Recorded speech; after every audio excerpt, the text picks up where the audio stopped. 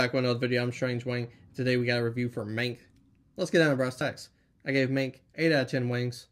For now. Why? Because this film's extremely captivating. You have some of the best veteran film actors and directors and people working on this film of all time. That's a fact. The problem I had with it that I think maybe some other people had with it is it's about Citizen Kane, the greatest film of all time. What's your point? So there was parts of the film where I should have been focused on the film more, but I was so excited about this film. It's my most anticipated film of the year. My mind kept going like, I remember that in Citizen Kane. I remember that in CK. That was supposed to be in CK. Oh, that didn't turn out how it turned out in the film.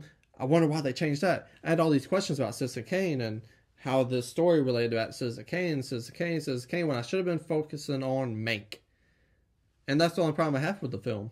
But I think it'll be easily fixed in the future, because what I'm going to do very soon is I'm going to watch Citizen Kane. And right after I get done with Citizen Kane, I'm watching a Mank.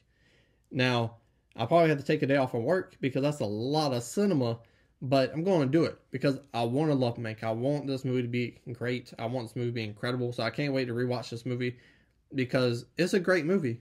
I mean, the Fincher family worked on it, and David Fincher is one of the greatest directors of all time, the most underrated director of all time, in my personal opinion. Personally, this film's a little too dark because it's shot in black and white, so like you can't see facial expressions super clear. But besides that, the way he moves the camera and has his actors act and his directing style is like, some of these scenes you don't even need words because it's so simplistic but complicated.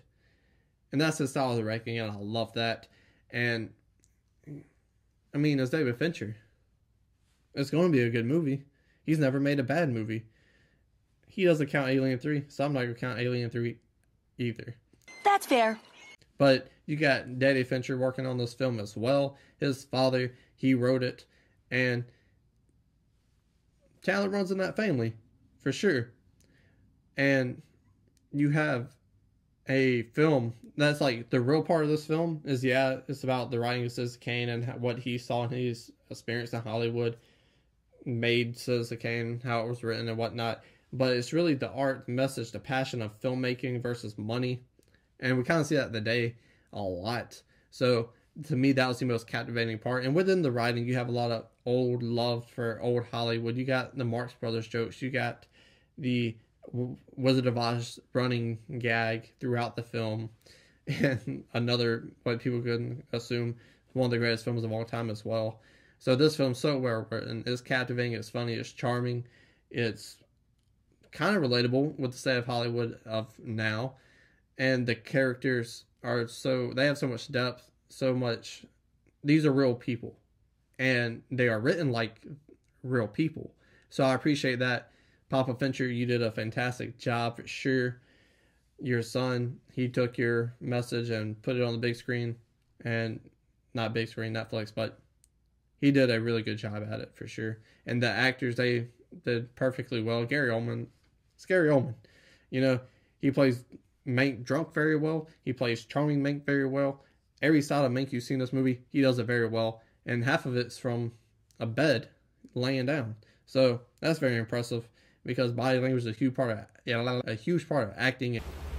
No shit. Lily Collins, she's always very good. She's very good in this movie as well.